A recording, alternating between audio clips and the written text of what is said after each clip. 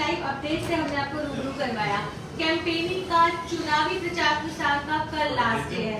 बहुत दिलचस्प है ये कैंपेनिंग सभी कैंडिडेट्स के लिए, सभी आम नागरिकों के लिए, क्योंकि जब हमारे लीडर्स आम जनता के बीच में ग्राउंड लेवल पे उतरते हैं तो माहौल बहुत खूबसूरत बन जाता है। और ये कैंपेनिंग सभी के लिए बहुत चैलेंजिंग बनी रही। हमारे साथ ममता आशु जी जुड़ चुके हैं। शुरू होती थी रात को जाके मीटिंग्स पे खत्म होती थी। कितना हेक्टिक रहा, कैसे रहा माहौल सारा? कोई स्ट्रेस नहीं, कोई टेंशन नहीं, कोई हेक्टिक नहीं। शायद पार्ट ऑफ लाइफ बन गया है ये, एंड ये इलेक्शंस लड़ रहे हैं। सो ठीक है, तुसी थोड़ा बिजी हो जाते हो पर तुहानू अच्छा भी लगता है जो रोटी हम प्यार करते हैं, थोड़े ते विश्वास करते हैं, तुसी लोगों को जानते हो, थानू बड़े खुश दिल होते हो मिलते हैं। सो अच्छा एक्सपीरियंस। बिल्कुल मैम, अगर बात करें ना राजनीति की, हम पहले भी यही बात करते हैं कि चुनावी माहौल ऐसा होता है कि आरोप प्रत्यारोप का सिलसिला चलता रहता है। इट्स वेरी कॉमन, हर एक इलेक्शन में हमें देखने को मिलता है। तो आशु जी ने पहले भी बहुत स्ट्रगल देखा है अपनी लाइफ में, अभी भी कहीं ना कहीं बहुत कुछ उन्हें फेस करना पड़ा, लेकिन उनके चेहरे पे हमने कभी शिकन नहीं देखी, कभी घबराहट नहीं देखी। हमेशा मुस्कुराते हुए वो सभी के साथ रूबरू हो रहे हैं। तो मैम लग रहा है कि कहीं ना कहीं जब हम बहुत कुछ फेस कर लेते हैं अपनी लाइफ में तो हम स्ट्रॉन्ग बन जाते हैं, हर चीज को बियर करना आ जाता है अपनी लाइफ में। बिल्कुल आपकी बात बिल्कुल सही है। शायद 19 के थे जब उनके फादर मदर की डेथ हुई। उसके बाद सबसे छोटी उम्र में वो काउंसलर बने, 26 एट द एज ऑफ 26। तो लड़ते ही आए हैं, संघर्ष देखते ही आए हैं, बहुत कुछ देखा भी है और सीखा भी है।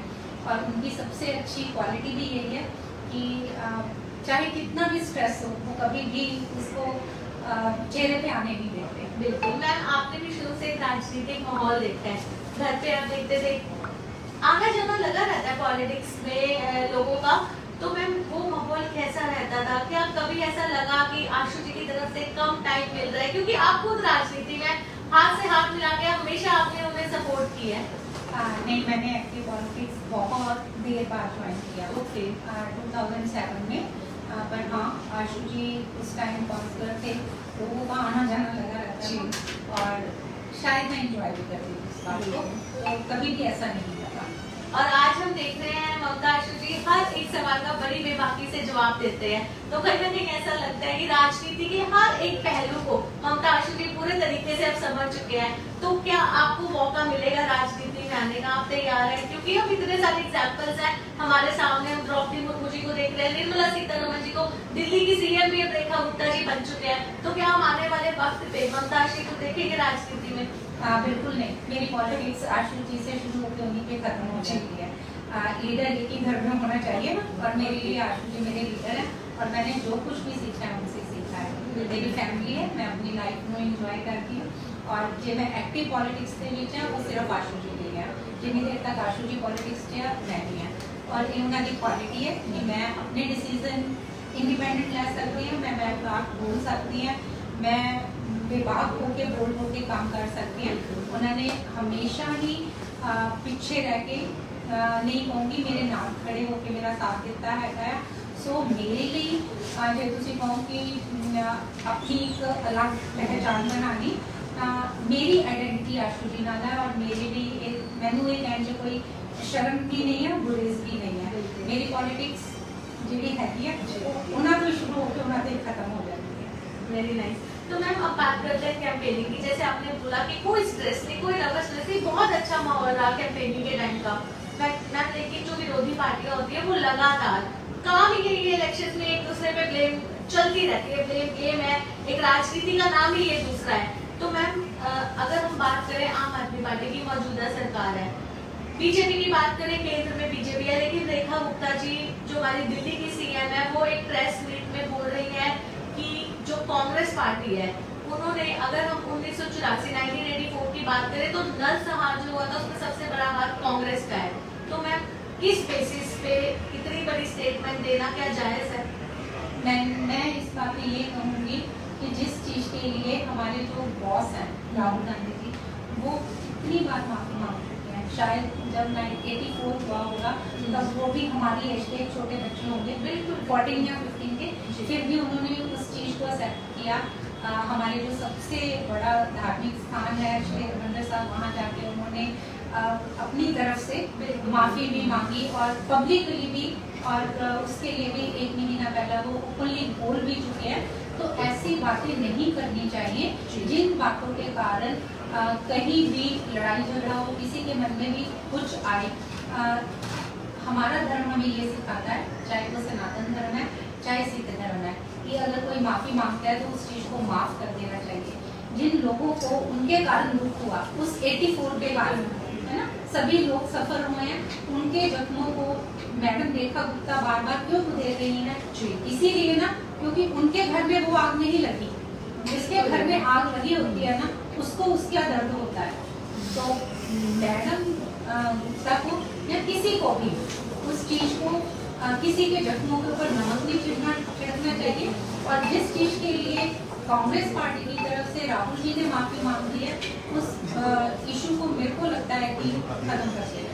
बिल्कुल मैम, कहीं ना कहीं एक और वो कटाक्ष करते हुए नजर आई, जहाँ पर हर एक विरोधी पार्टी ने उनको कहीं ना कहीं उनके ऊपर ट्वीट करके अपना गुस्सा जाहिर किया कि करतारपुर साहिब, श्री करतारपुर साहिब को करतार सिंह कह के उन्होंने कहीं ना कहीं संबोधित किया है। तो इस टाइम जो गुस्सा है वो हर विरोधी पार्टी में है कि रेखा गुप्ता जी दिल्ली से पंजाब तक आई है, कैंपेनिंग का हिस्सा बनी है, लेकिन उन्हें पंजाब के इतिहास के बारे में नहीं पता, पंजाब की संस्कृति, पंजाब की सभ्यता के बारे में नहीं पता। लेकिन क्या चुनावी प्रचार में इस तरीके से आके ऐसे कटाक्ष करना उन्हें शोभा देता है? देखिए, इस बारे में मेरा ना ही इतना करता है कि मैं उनके बारे में इतना कुछ बोलूँ। जो बात हम लोगों को बोलना चाह रहे हैं कि पंजाब के कल्चर को जो नहीं जानता, पंजाब की मिट्टी को जो नहीं जानता, पंजाब की जो आपसी भाईचारिक सांझ है उसको नहीं, उसके दिल में वो नहीं है, वो लोग ऐसी गलतियाँ करेंगे। आप किसी भी पंजाबी लीडर, चाहे वो हिंदू है चाहे वो सिख है, वो कभी भी आपको इन बातों की तरफ ध्यान देता नहीं दिखाई देगा। कोई भी हिंदू है वो उतना ही मंदिर जाता है जितना वो गुरुद्वारा जाता है, और कोई भी सिख है वो उतने ही त्योहार अच्छी तरह मनाता है। सो ये लोग जो पंजाब से बाहर वाले आके बोलते हैं, शायद माहौल खराब करने की कोशिश। एक मैम पोस्टर बहुत के आपने भी आपके सामने बात आई होगी कि कहीं ना कहीं दीवार के ऊपर आशु जी का पोस्टर एक शख्स द्वारा लगाया जाता है, लेकिन फिर जिसका घर होता है वो आपके पोस्टर को उतार देता है, और काफी ज्यादा वीडियो भी वायरल हुआ कि लड़ाई काफी ज्यादा करता है वो कुछ नजर आ रहा है कि आपने किसकी परमिशन से आशु जी का पोस्टर हमारे घर की दीवार के ऊपर लगाया है। तो मैं कहीं ना कहीं इस तरीके पे, जब कैंपेनिंग को सिर्फ एक ही दिन बचा है और इस तरीके से आप वीडियो वायरल कर रहे हैं, तो क्या लगता है कि राजनीति में ये सब होना चाहिए कि वीडियो आप वायरल क्यों कर रहे हैं? अगर आपको लग रहा है तो आप पर्सनल तौर पे बैठ के म्यूचुअल अंडरस्टैंडिंग से भी इस मैटर को खत्म किया जा सकता है, लेकिन इसके ऊपर वीडियो वायरल करके आप फिर से क्या एक लीडर की छवि खराब करने की कोशिश कर रहे हैं? आप थोड़ा सा इसमें शायद गलत बोल गए। वो आशु जी का पोस्टर किसी ने अपने घर पे लगाया हुआ था। वो जो ऑफिसर थे जो आजकल बोर्ड से रिमूव कर रहे हैं, उन्होंने वो उतारा। तो जब उन्होंने ऑफिसर ने वो उतारा तो जिस घर वाले ने लगाया हुआ था उसने वहाँ पे अपोज किया कि ये हमारा घर है, मैंने पोस्टर लगाया, मेरे पोस्टर के ऊपर परमिशन लगी हुई है, तो आप क्यों उतार रहे हो? ओके, ये घर वाले ने ये नहीं बोला कि आपने क्यों लगाया, उसने ये ऑफिसर को बोला कि आप क्यों उतार रहे हो। जो पोस्टर पब्लिक प्रॉपर्टीज पे लगे हुए हैं, पार्कों पे लगे हुए हैं, बिजली के खंभों पे लगे हुए हैं, वो आपको दिखाई नहीं दे रहे, आप उनको जाके उतारिए ना। बिल्कुल, आप जो डिफेसमेंट हुई होगी लुधियाने की, उसको जाके साफ कीजिए। आप किसी ने अपनी मर्जी से कोई पोस्टर लगाया, उसको क्यों उतार रहे हैं? तो किसने ये वीडियो वायरल की, मैंने भी आपकी तरह ही देखी है। तो शायद जिसके घर के ऊपर पोस्टर लगा था उसने जो सरकार है उसका आईना लोगों को दिखाने की कोशिश की होगी। बिल्कुल मैम, अगर हम बात करें हमारे अरविंद केजरीवाल जी की, लगातार हर एक पार्टी बात कर रही है कि ये जो दिल्ली की सरकार है वो पंजाब में आ चुकी है, दिल्ली के अफसर यहाँ पे कुर्सियों पर बैठ गए हैं, बड़े बड़े अफसर अपने आप को दिखाने की कोशिश कर रहे हैं। तो कहीं ना कहीं ये सरकार जो है वो दिल्ली की चल रही है, पंजाब में जो आम आदमी पार्टी की है। क्या आप इस बात से सहमत हैं? बिल्कुल, ये हिडन ट्रूथ है, सबको पता भी है, कोई बोलना भी नहीं चाहता। आज हमारे जितने भी डिपार्टमेंट्स हैं उनको दिल्ली के लोग चला रहे हैं। कोई भी मंत्री है, कोई भी एमएलए है, उसकी सुनवाई अपने चीफ मिनिस्टर तक ना होके वो दिल्ली से आए हुए जो केजरीवाल जी की टीम है उनके तक है। आप कहीं भी फ़ोन करके देख लीजिए, आपको यही सुनने को मिलेगा कि आप उनसे बात कीजिए, ये नहीं सुनने को मिलेगा कि आप मंत्री साहब से बात कीजिए। तो पैरेलल सरकार, पैरेलल गवर्नमेंट तो चली गई। मैम एक बड़ा सेंसिटिव सा सवाल हमारा आपसे रहेगा, आप आम नागरिक को किस तरीके से देखते हैं जो विश्वास करके लीडर के वोट डालने जाते हैं? क्या आपको लगता है कि आम नागरिक को लीडर्स का वो एक डर होता है? क्योंकि आज ही सोशल वर्कर है लुधियाना के, उन्होंने पंजाब के सीईओ को लेटर लिख के कंप्लेंट की है कि अरविंद केजरीवाल जी थ्रेटन कर रहे हैं, धमकियां दे रहे हैं लुधियाना वेस्ट के लोगों को, अगर आपने संजीव अरोड़ा जी को वोट नहीं डाला तो लुधियाना वेस्ट का बिल्कुल जीरो विकास होगा। तो क्या आपको लग रहा है कि आम जनता, आम नागरिक डर जाती है लीडर से? क्यों डरती है वो? अगर डरती है क्यों खुल के आम नागरिक सामने नहीं आता अपनी बात रखने के लिए? मैं आपको बताऊं, मेरे आपके क्वेश्चन का जो आंसर है आपके उसी में है। एक आम नागरिक ने ईमेल डाली है ना सोशल वर्कर आपको, सोशल वर्कर ने डाली है ना, जी, वो धमकियां दे रहे हैं और वो तो ओपन स्टेज पे धमकियां दे रहे हैं। उनकी जो स्पीच है अरविंद केजरीवाल जी की अगर आप शुरू करो, वो अपनी सरकार की उपलब्धियां नहीं गिना रहे, लुधियाना वेस्ट की डेवलपमेंट नहीं गिना रहे। वो आशु जी से शुरू करते हैं, आशु जी हंकारी, आशु जी गुस्सा, आशु जी ये करेंगे, आशु जी पर्चे डरवाएंगे और आके आशु जी पे खत्म कर देते हैं। फिर वो लास्ट में बोलते हैं जिसकी सरकार उसका एमएलए नहीं तो विकास नहीं होगा। तो मैंने तो आज सभी को ये बोला है कि अरविंद केजरीवाल जी आपको एक खुला चैलेंज है, दिल्ली में आपके भी एमएलए जीते हुए हैं, आपका ही सोचना है कि जिसकी सरकार अगर उसका एमएलए नहीं बनवाओगे तो विकास नहीं होगा। तो अपने एमएलए जो आपके दिल्ली वाले हैं उनको इस्तीफा दिलवाइए, घर बिठाइए। जिन लोगों ने, जिन वोटर्स ने, दिल्ली वालों ने आपके एमएलए को वोट डाल के आपके विश्वास दिलवाया, फिर उनका 5 साल क्यों नुकसान करना? दिल्ली की सरकार तो भी फरवरी में इलेक्ट हुई है जी। तो अगर दिल्ली की गवर्नमेंट है वो भी आपकी तरह सोचने लग जाए तो फिर आपके एमएलए का क्या हाल होगा? तो थोड़ा सा समझदार बनिए। लुधियाना वेस्ट तो एक सीट है, दिल्ली इतनी बड़ी है जहाँ पे आपके इतने एमएलए जीते हैं, तो क्यों दिल्ली वालों का नुकसान कर रहे हो? उनसे पहले रिजाइन दिलवा लीजिए, लोगों का कुछ भला कीजिए, वहाँ पे काम होने दीजिए, फिर यहाँ पे लुधियाना वेस्ट में आके बात कीजिए। मैम एक चीज और, ये उपचुनाव ऐसे हैं जिनमें ना तो कोई सरकार बनेगी ना गिरेगी, लेकिन उसके बाद हम देख रहे हैं कांग्रेस के भी काफी वॉलंटियर वर्कर्स पार्टी छोड़ के कभी आम आदमी पार्टी में चले जाते हैं, कभी बीजेपी में चले जाते हैं। तो क्या लोगों पे इसका कोई इम्पैक्ट पड़ता है? नहीं, लोगों पे तो शायद ऑन द होल इतना इम्पैक्ट नहीं पड़ता। जनता समझदार है, पता है क्या चल रहा है क्या नहीं चल रहा। किसी की सरकार है, उस पार्टी में जा रहे हैं तो कोई थ्रेट है, बीजेपी की तरफ जा रहे हैं तो उनकी सोच होगी।